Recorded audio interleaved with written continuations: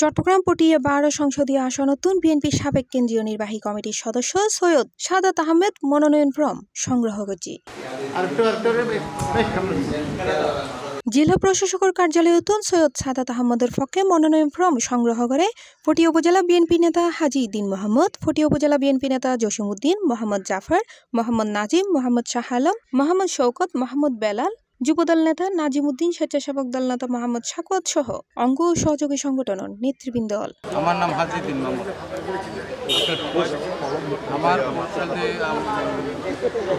ইন্দি চট্টগ্রামত ১৬ সংসদীয় আসন অল্লাই রিটার্নিং অফিসারের দায়িত্ব পালন করছে মোট ৩ জন কর্মকর্তা।